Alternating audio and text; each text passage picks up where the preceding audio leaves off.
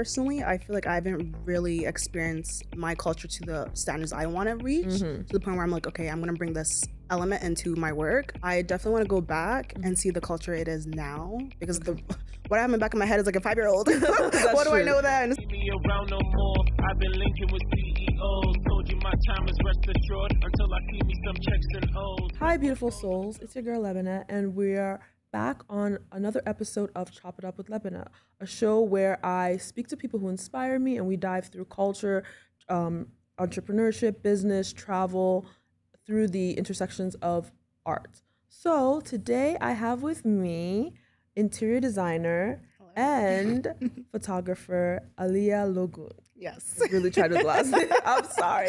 No, you're doing great. That was good. That was good. So how are you doing today? I am good. How are you? I am fantastic. So we're going to start off. I think a lot of people know you more as a photographer. Yes. But you are getting into the field of interior design, or you're already in the field of interior design. I am, yeah. You are. Yeah. So we're going to play a little bit of a game I call Chop Choices. Okay. So I'm going to give you I did research some phrases of interior design. Yes. And you're going to say which one you kind of prefer or which one you would go to more than the other. Okay. Okay, so biophilic design or earthy tones? Definitely earthy tones. And why? I just love the neutrality with earthy tones, and I feel like they can go with anything that you're incorporating into your house. So definitely earthy tones. Okay. Yeah. The next one is maximalism or sustainable materials. This is so I can't even do both. Okay. I'm gonna say a maximalism because I love vintage shopping. I love thrifting in that sense. So I feel like I am a hoarder in a sense. So a lot of things like catch my eye. So I lean more into maximalism for sure. Yeah. And the next one is multifunctional furniture or vintage and antique types of pieces. That's hard. I know I just said I love vintage pieces, but I do love modular furniture pieces as well, because you can switch them around, change it up. If you don't like the way one setup is, you can do something else afterwards. So I feel like as interior designers, we tend to like switch our spaces up so it looks different for different seasons and all that stuff. So definitely modular. Yeah. Okay. And the last one is minimalism or dark and moody interiors. I feel like these can kind of go along with the same. Yeah. Okay. I feel like when we think of oh my gosh, see, that word is just so hard to say sometimes. Minimalism. I think of Kim Kardashian's house. Okay. It's just plain and boring, all her white walls. Compared to dark and moody, I feel like I'm gonna go with dark and moody. Dark and moody. Yeah, definitely. Okay. So let's go into that, because I've been seeing on TikTok. Yes. People are like judging certain influencers. Their space. Oh, your whole place is just white. There's nothing there. Yeah. And I remember one said that they are the color in the house, but the back. So that's what the back. So how, as an interior designer, like, if somebody was to come with you and like, how would you navigate that? Or we just be like, that's what you want. You know what? It's really interesting because my current client right now, she was going for a plain neutral palette. So you can really play it off by adding like monochromatic elements to it. So it's not like just plain white, because it's impossible to have a house that's just plain white. Yeah. That's just a blank slate. Like, that's very boring. So I feel like if you bring in your own personality in terms of like the color of your couches even, or like your furniture pieces, if it's like a different, like an off-white, like that can make a big difference compared to it just being like a plain white color. So honestly, just do whatever your heart desires at the end of the day. So a lot of interior design is like there's an empty space, and your job, I'm assuming, is to come in and create that space and make it something that is not what it was before. Like it's like kind of like a painter has a blank canvas and you come in and you fill in that space. Exactly. What's that process like for you? Seeing an empty space and filling it in. I feel like the first question is like, when I'm asking a client, is like, what do you want the space to look like? What do you want to feel when you're entering the space? So for me, we always go first color. So I feel like that's just like the main point that kind of speaks to all the surroundings of the house is color. And I guess even just plain white works too. So I feel like color is the first thing that goes on, and then everything else just kind of adds on to it because you can play around with those colors and add it on to the different areas of your house. So yeah, color. Yeah. Okay, so I dug deep. Okay, you're digging deep. I went to find a proverb. Oh, yes, because you know West Africans, our parents always like proverbs. Yes, they want to add a chicken, a bird, an animal. I don't know why, but I mean, I guess because we have those animals. So I went and found a Yoruba proverb. Okay. Obviously, I'm not going to read it in Yoruba, even though I have it here. But I'm going to say it in English, and I want you to interpret what youth means to you, the person. Yeah. And please, if you know what this means, don't come and just relax. This is what it would mean to her, and then I'm also going to say what I think it means for yourself, or also what the Google has told me.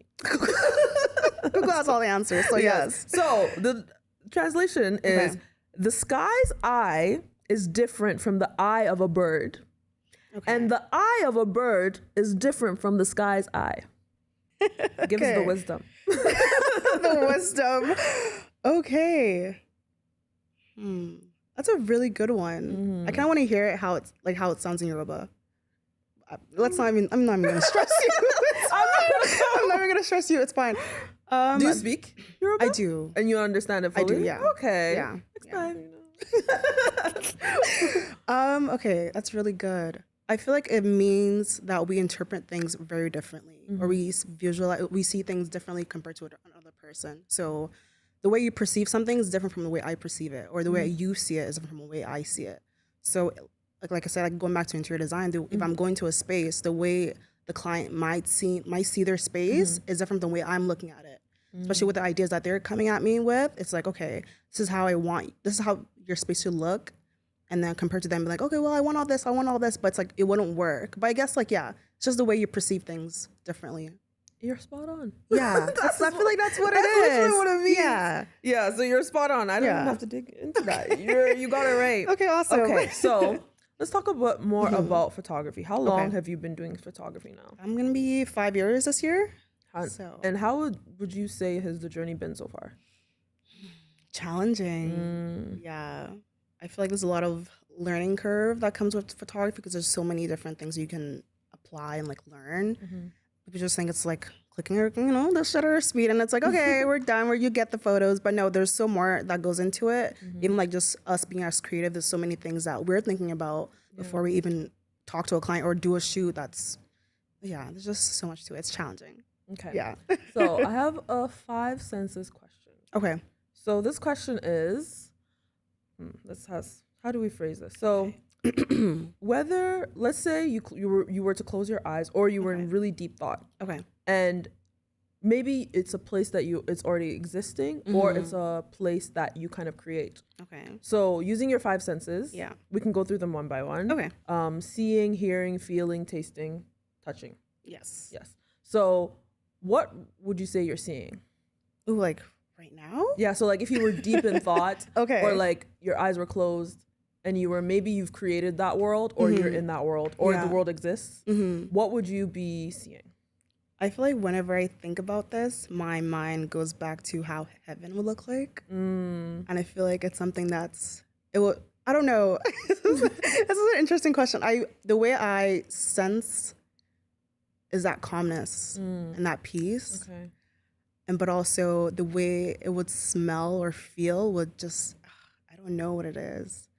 What's that word where, see, now my brain is stuck. Okay. But I just feel like it would be so airy and so light and bright. So the feeling would be light and bright. Yes. And then what you would see is would it be cloud? Because heaven. So it's clouds. Clouds for sure. Angels. Even just animals or just roaming flowers, lots of natural elements in there. So would flowers be maybe the smell? Smell, definitely smell. Yeah. Smell flowers. Yeah. And then nature. Yeah. And then so we've done seeing, touch. What is touch. it? Touch. No, what is touch? What would that? What would it be touch? Yeah. Maybe it's something since you said heaven, something that you would touch in heaven. Whoa. And how would that? How would that feel? would I even touch in heaven? I feel like Right. everything That's a is deep there. question. Ooh, I'm not sure. That's a really good one though. Mm-hmm. What would I touch? Is it like, what was like one thing other than, I mean, you said animals. Yeah, So maybe you'd be like the animal? texture. Yeah, of, maybe like the texture of the animal. yeah, that'd be interesting. Yes, that's Or cool. like just feeling how an angel will feel like. Can I You just never know. touch? Yeah, because it's like such a, yeah, okay, yeah, that's true. that's true. interesting. Okay, so with Mhm. both photography and interior design, Yeah. there's a lot of, I feel, personal style. Yeah. Because every designer and every Mhm. photographer has their own style. Exactly. Yeah. Looking into like your own personal style, how would you say you include that in your work? I love color, so I try my best to incorporate color in everything that I do. Even with interior design, I try to, I guess, move towards like eclectic work. I guess feel so more colors, very vibrant. So yeah, color for sure. Yeah. So would you say it's color that kind of drew you into both photography and interior design? I want to say yes, but I feel like a lot of it comes to storytelling. I feel like there's so many things you can, I guess, know about a person by coming to their house. I feel like a lot of personalities just burst in, but the minute you like walk into a space. So definitely storytelling and just, yeah, that's really it. If you could create like your dream space, like you had your own time to create your dream. The funds are needed for that. Funds are needed, and you had all the funds, and you didn't have to think about funds. You would just, it's already ping, there. that's it. Yeah. What would we see in your face? In your space. My space, yes. So whether it's like color or what like elements that of your personal yeah. style would we see in there? Definitely. Like I said, like a lot of colorful pieces, vintage for sure. Just really cool, original, even furniture, furniture pieces, accessories, like lots of different like elements into it. I just want to throw it in there because I feel like I see a lot of things differently, and I feel like a lot of things have meaning. So I would just pour that into my space, and I would just feel so at peace with that. So, yeah. I feel like for me, I like neutrals, but I love to have a pop of color, and there's gonna be African elements. Okay. No, that's fine. No, that's fine. No yeah. doubt. So I feel like 100%. even like from like the pillows to like the colors on the wall, there's gonna be those like. So you like essences. natural materials and stuff? Yeah, I like natural materials, but I'm also very bold in colors. But I feel like right now I'm in like this neutral neutrals era. You're the plain white girl. No, actually, it would be like I have to have accents and things. Okay, like I for love sure. gold, like this gold candle over here, like things like little that. things like that. Just you want to add like a little pop to elevate and pop it. But I love that. Yeah, interior design is something that I feel like wasn't slept on, but I feel like it's people so thought, slept on. You're the expert. So like, yeah, I feel like now, especially with social media, people are like speaking more about it and the 100%. importance of creating that space for yourself. Right. So when did you feel like, when did you know, hey, like I've been doing photography for this long, but interior design, I love this. I was just telling your sister this actually. It's funny because that's always something I've gravitated towards, especially when I was younger. Like I'm all over the house. I'm doing something, fixing it up, or I just love even when we were younger, we were used to like move around a lot. So I just love the idea of like going to show homes. Like that would excite me so much. It's like, oh my gosh, we're gonna look into something. This is so cool.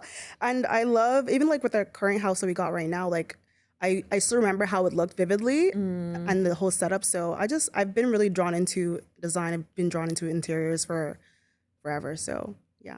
Okay. So we're gonna go a little bit into our culture corner. Okay. So you being Nigerian, would you classify as it Nigerian Canadian or I don't even know. You don't know. I feel like in Canada it's so different. I feel like other countries they have it down. We're African American. Like okay. Yeah, I feel like other countries have it down, and then there's us. It's like we're just here. Chilling. We're there. So, how would you say growing up? Did you grow up in Nigeria? Or you born here? Yeah. No, I grew up there. Grew up there. Okay.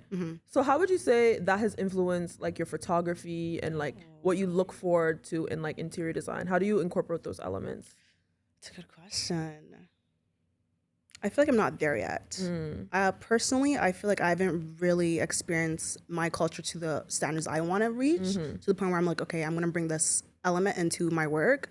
I definitely want to go back and see the culture it is now, because what I have in the back of my head is like a 5-year-old. What do I know then? So I haven't reached that point where I'm like, okay, I know I have this background. Let me bring it into my work, because I haven't experienced it personally with myself. So yeah, so it'll come.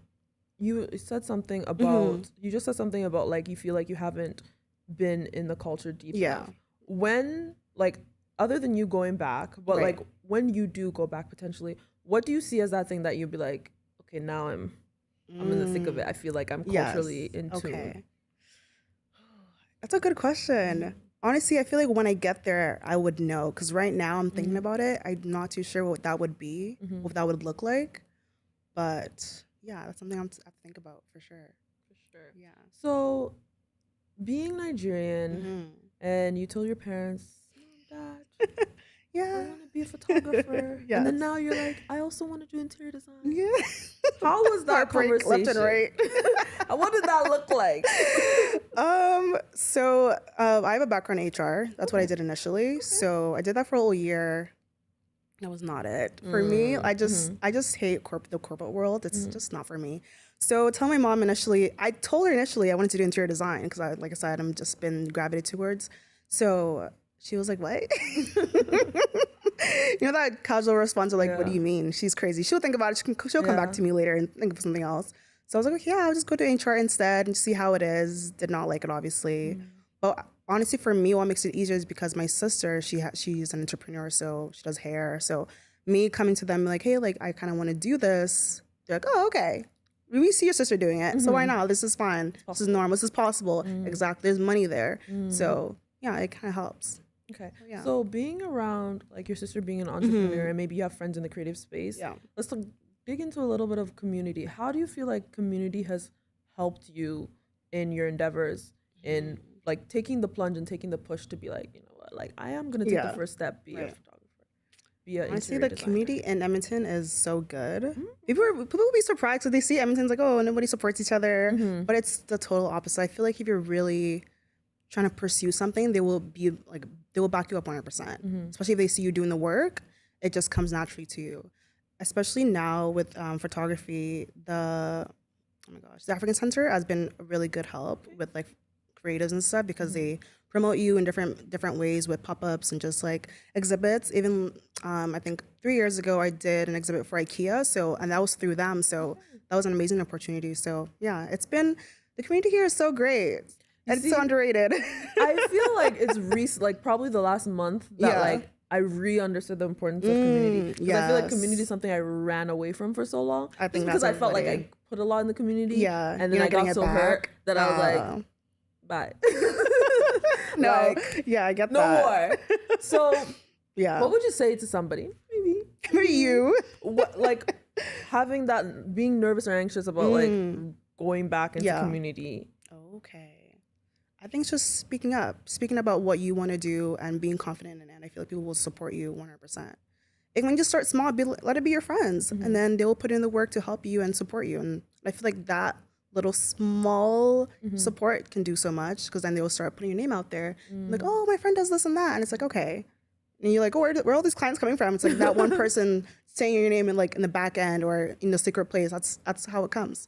Okay. So yeah, it helps. No, yeah. Community is more important than I think we realize. Especially with Edmonton, like in a place like this, you need it. You need it. You can't survive without it. You can't survive without it. Honestly. Okay, so I want to get into photography. Okay. So what was the moment that maybe you picked up a camera or you were like, I want to try this? Why not? Okay. So I guess you can repeat the question. Yeah, so what was that moment that maybe you picked up a camera or you really were like, this thing, photography, I want to do this? Okay.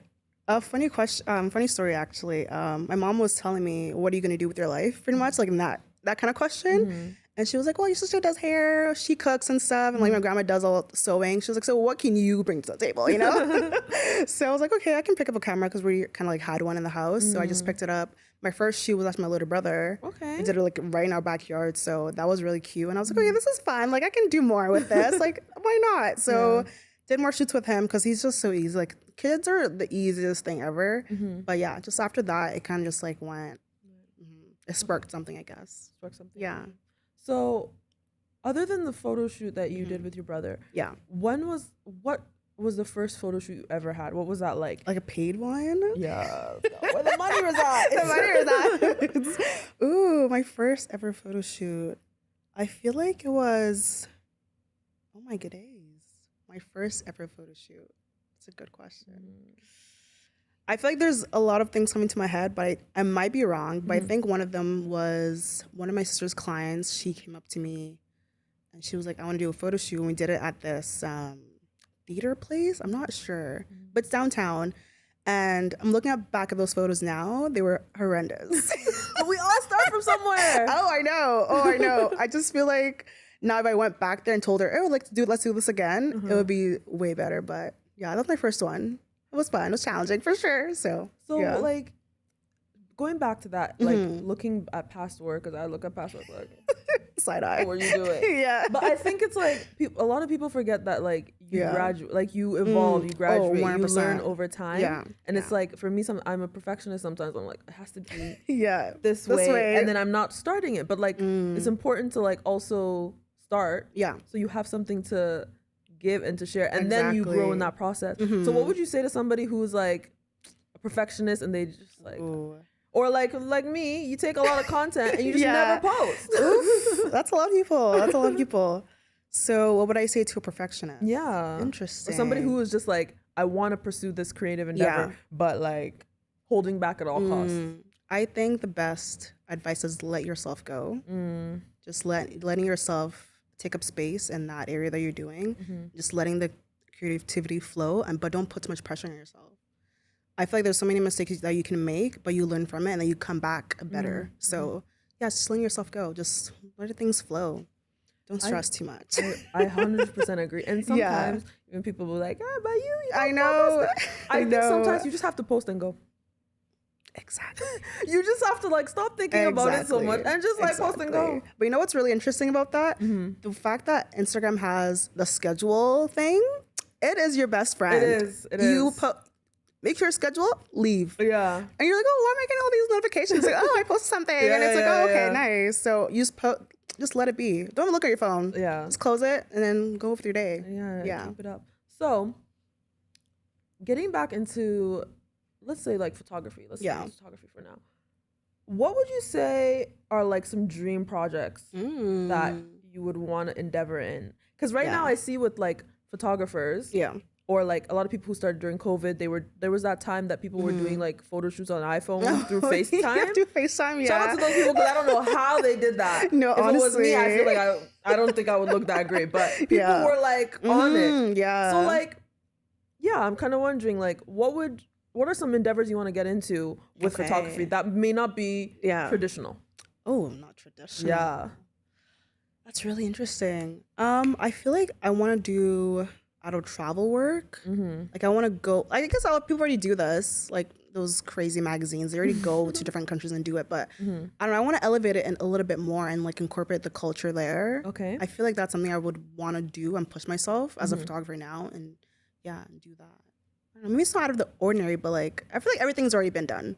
Let's be real in this life. True, but I feel like things are kind of changing with like a lot of traditional careers. Like you could see a photographer can like work with like Adobe or like design or like they get pitched to do this like project. That's true. So I think there's like so many avenues that are non-traditional that a person can like get into. That's or like even working with brands or like creating workshops. Yeah. Like would you be interested? Oh, for sure. Because I feel like back to Edmonton. Shout out to you. You know you're good. But I feel like there should be some sort of like workshop or space where people can learn how to like edit dark skin tones. Okay. Because I feel like that is one thing that like maybe like 2017 when people were taking pictures of you and then you get the picture back, you're like, now those days were embarrassing. Like, why am I looking gray? You know? Not gray. Like I think it would be cool if like that would be, you know. Do you still feel that way like right now? Like I guess the editing. Okay, good. I think there's like more photographers in the space. So some that are not even black that can edit dark skin tones. Exactly. Yeah. But I think it was like a progression. Oh, for sure. It took some time, for sure. But even like back to that, there is even like little shops like Canon, they do pop-ups and stuff or workshops that you can learn, just come in and do your thing. And there are a lot of things coming up now, like the Art for Peace. Do you know them? Sorry, Shoot for Peace. They do that right now. They're helping young entrepreneurs / photographers to teach them little things here and there about photography and how to elevate themselves in their business. So yeah, that's been cool. Yeah, there are things. There's things. It's coming up. Yeah, So as a photographer and also obviously freelancing it and learning on the go, you've come across a lot of different people, whether it's clients or people who hire you or whatever. So I want to get, what are like your photography icks? Oh, my icks. What is that like? What, like, maybe let's list 4. Okay. What are those things that you're like, come on now? Ooh, I think my biggest ick is when they want me to modify or change the way they look. Oh, okay. Like that's Photoshop. An ick for me. Yeah, like, if they want like really intense Photoshop, it throws me off. I don't know why. Like I feel so bad for them because like, why don't you see yourself in that way? I don't know. Like, why would you want me to do something more to your face? Like so extreme. Like you're fine. So that's an ick for me. When clients want their photos the next day, that's a major ick for me. Like, come on, we just shot this like 24 hours ago. Another ick. I'm an understanding person, so things don't really piss me off or I guess throw me off as much. So I guess another ick would be clients being late. Yeah. I'm gonna say that's my top 3. Top 3. Yeah, I'm gonna leave it at that. Okay. Yeah. So I dug into some more photography. You're doing your research. Terms, I feel like there's not a lot of information out there. And like you said, a lot of people may not respect the profession. Maybe there's not enough interior designs. People feel they can do it themselves. Okay, that's fair. So these are some of the couple terms. Some I don't even understand. But you're gonna explain this to me. Oh no. Okay. So that people can kind of understand. Right. Okay. It and maybe like explain it to like what it means in their home or like what it means in their space, so that like us people who are not there yet can kind of understand. Yeah, for sure. Molding. What is molding? Molding. Yes. Ooh. Okay. How do I break this down? It's like so the definition baby I have words. Here, it says like leveraging decorative molding to enhance the visual appeal of like elements within a space. How can I like baby this down? Can I get another one? This one is, I guess, it's like a decorative element that you can add to your space. So like they have crown moldings. So imagine like back to, what kind of century would this be? Like not a century. Like back in like the 1800s, like they had the most decorative, intense moldings, like on their ceilings. Okay. Yeah, that could be that's a crown molding. So like something decorative, something that could like elevate your space a little bit more. Okay. Yeah. Okay. Next is timeless.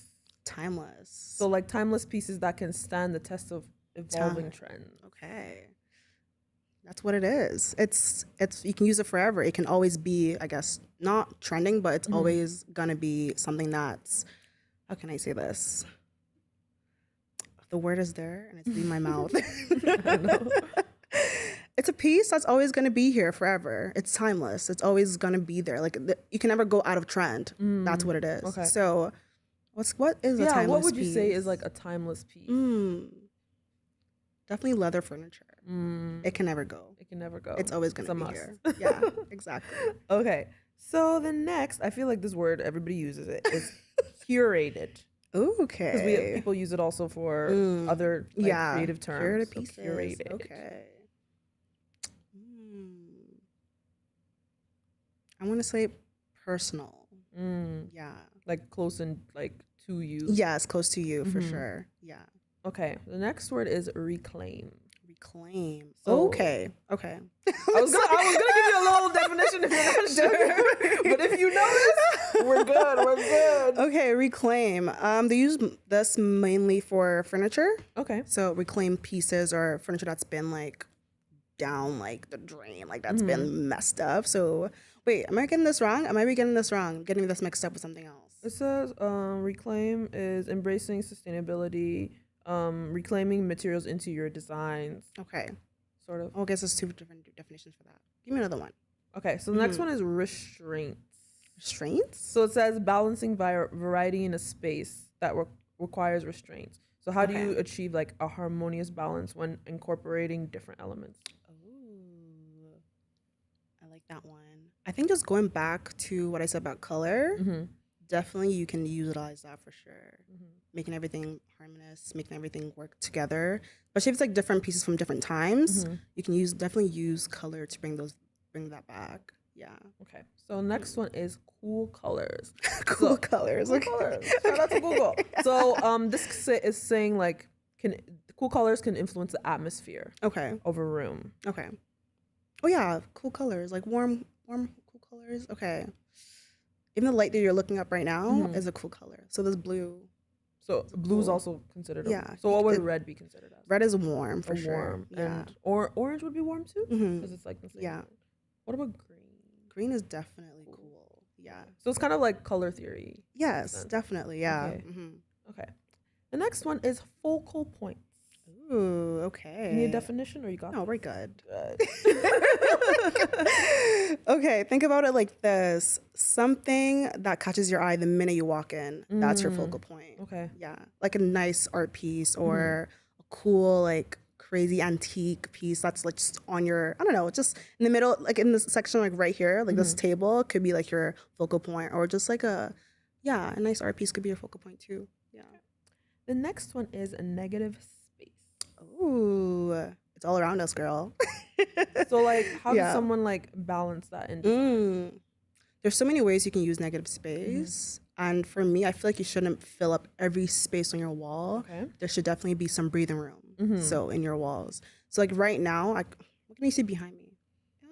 I guess there's not much for negative space. I can use as an example. I mean, like in between, like, I think yours. Okay, actually. Yeah, mine for sure. I can see negative space. So all the art. I guess what are these? I'm not too sure what they are, but they're aligned like this. But above the wall, there's negative space there. And then below. Yeah. So it's like cohesive. Yeah, it's not exactly. just like all put together.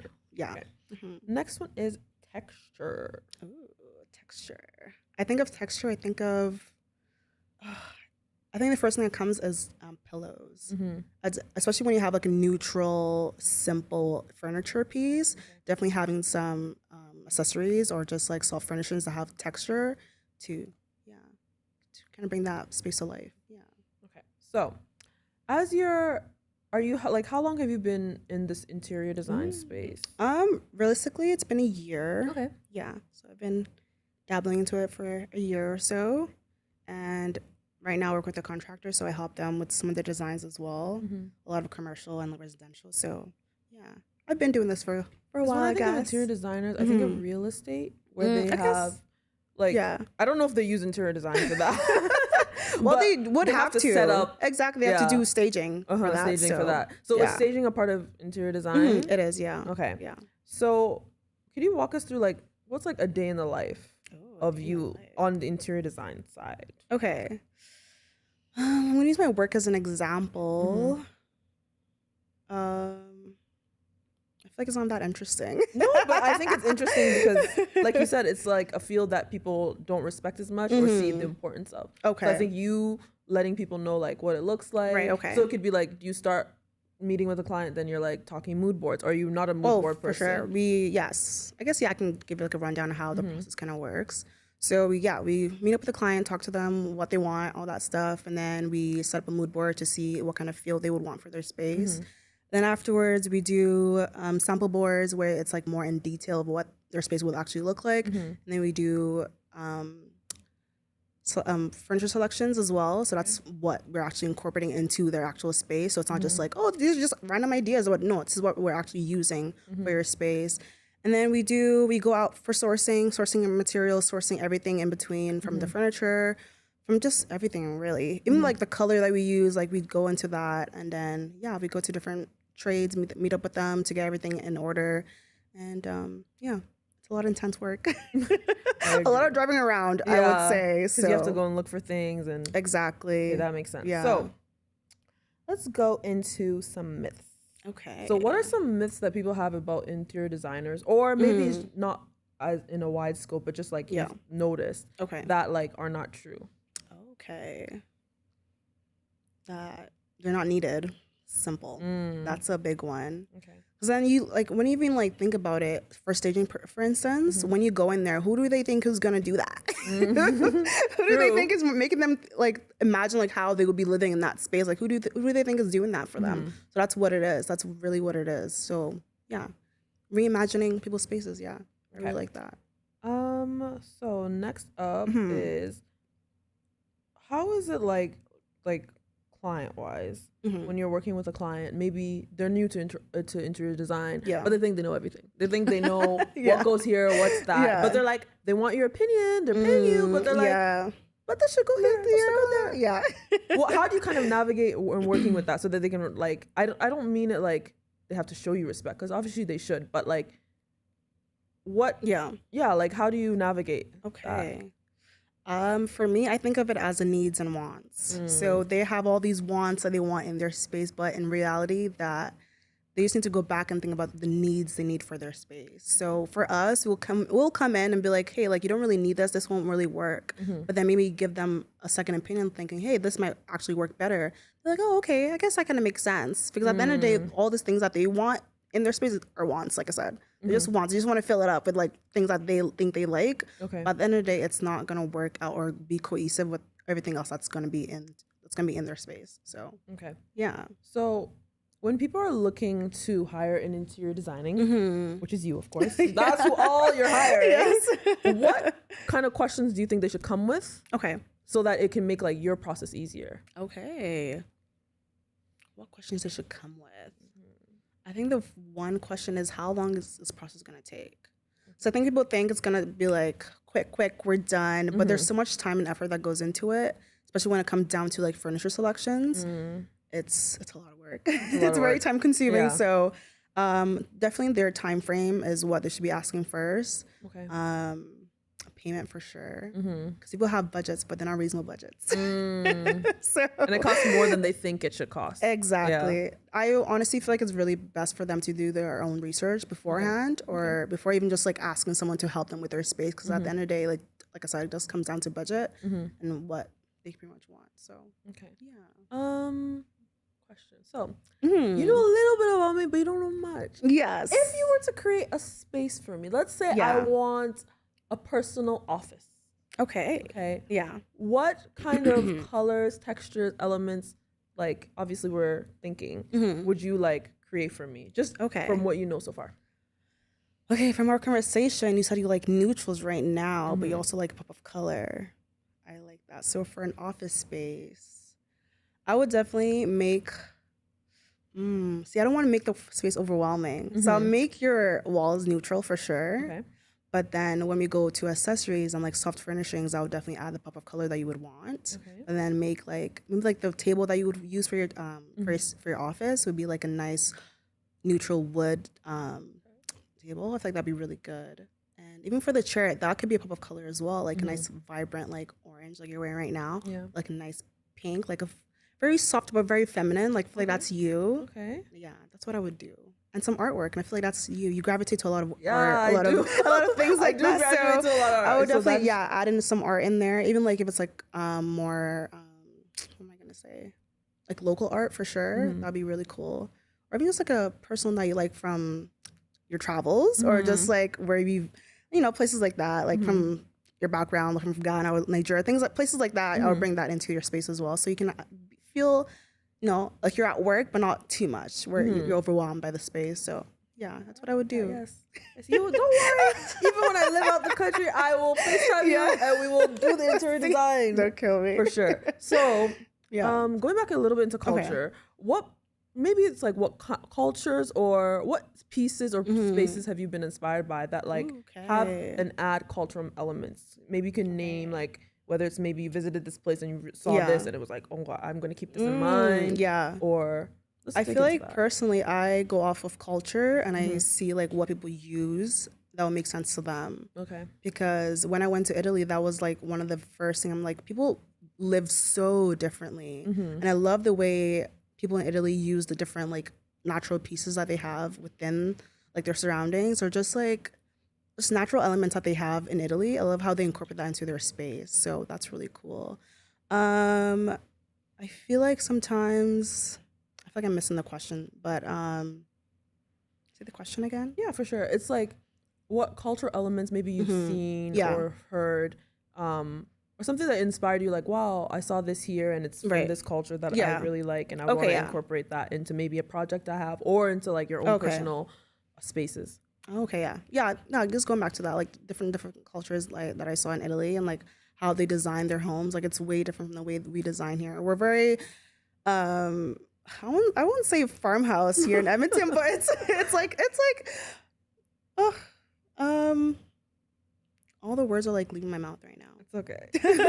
But maybe you mean like we're not bold. Exactly. I love the colors that they use in Italy. Like I feel like they should incorporate that here. Like make it more lively, make it more seem like, oh, people actually live in this house, not just like a plain black white brick. But I think also that goes to show like how different places and different people, their environments like show and impose what they put in their space. Exactly. So like with Alberta, you know, I mean, I was gonna say another province with grass, but let's not go there.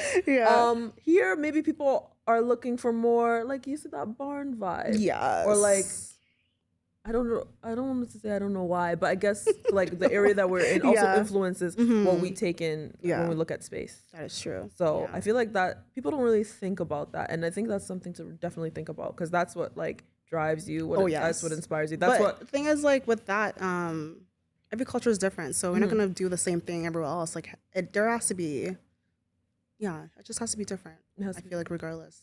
Yeah, I think it's also like what influences you too. So like maybe you come from a certain culture and certain elements you want to put into your space, even if you're living somewhere else or in a different country. No, for sure.